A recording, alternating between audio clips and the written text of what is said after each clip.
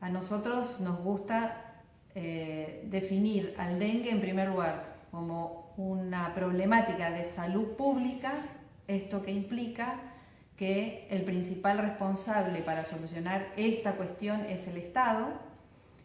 En segundo lugar, que no es un problema individual, sino que es un problema social, por lo tanto la resolución del problema, si bien tiene una responsabilidad fundamental en el Estado, requiere necesariamente de la participación del ciudadano.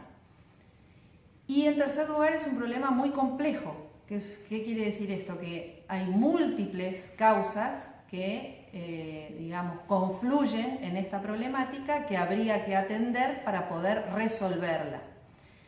Y una de esas causas es la problemática ambiental. Pero no es una problemática ambiental que nosotros cuando decimos ambiente pensamos en una montaña, en un río, en un lago, no. En este caso la problemática es urbana, ambiental urbana, porque el vector de esta enfermedad, que es el mosquito Aedes aegypti, cría principalmente en los ambientes urbanos y fundamentalmente en el ambiente domiciliario.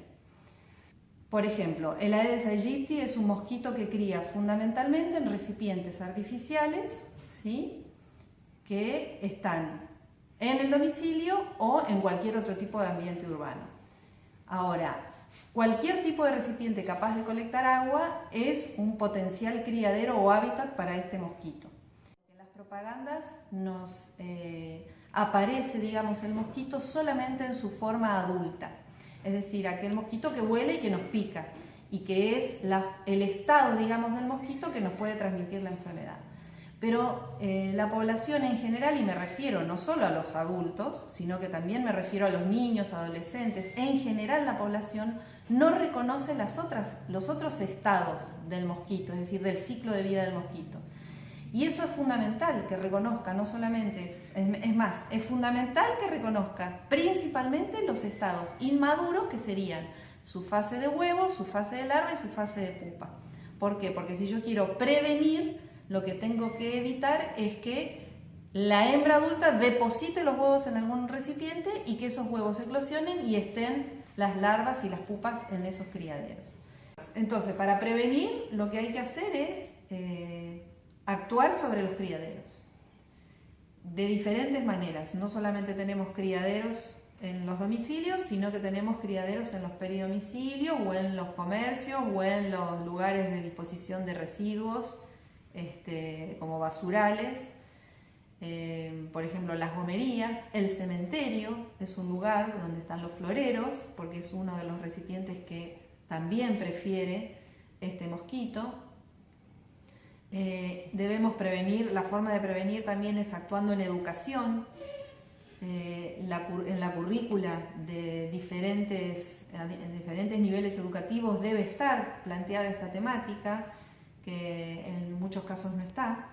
Tenemos que pensar en ordenanzas también, que ordenen el medio. Por ejemplo, si nosotros recorremos la ciudad de Resistencia, vamos a ver que hay una gran cantidad de comercios con gomerías que tienen las cubiertas afuera, a la intemperie, y la cubierta es uno de los recipientes preferidos por este mosquito.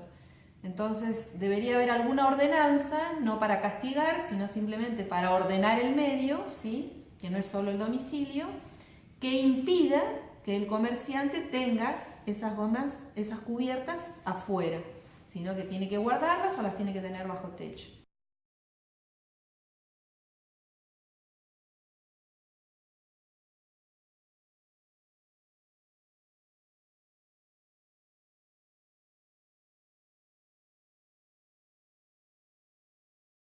Bueno, la enfermedad del dengue es una enfermedad producida por un virus y transmitida por la picadura de un insecto, el Aedes aegypti. Esta enfermedad tiene un periodo febril, que es importante considerar este periodo para tomar pruebas de laboratorio y poder confirmar el caso. Específicamente, cuando hablamos de laboratorio, existen varios métodos, existen varias pruebas, y todo eso depende, todas esas pruebas que nosotros vamos a utilizar, depende de los días que el paciente presente de fiebre a la hora de la consulta. Entonces es importante, cuando el paciente llega, recabar bien los datos en función del periodo febril que tiene. No es lo mismo un paciente que tenga 3 días de fiebre a un paciente que tenga 5 o 6 días de fiebre. Cuando decimos no es lo mismo, eso se transfiere al laboratorio para poder decidir qué pruebas vamos a usar. Si el paciente tiene 3 días de fiebre, vamos a utilizar ciertos métodos, y si tiene más días de fiebre, otros métodos. Entonces, de esa manera, el laboratorio es importante contar con esa información para poder definir qué prueba de laboratorio hacer. El laboratorio es una herramienta muy importante porque es el que confirma el caso. Toda persona que haya visitado un lugar donde haya circulación viral se denomina caso sospechoso. Paciente que tenga ese antecedente de visitar esos lugares con fiebre se denomina paciente sospechoso. Y el laboratorio es el que le va a poner el sello de caso confirmado. Entonces es muy importante recabar correctamente los datos para que el laboratorio pueda implementar la técnica adecuada y de esa manera poder dar en el diagnóstico exacto.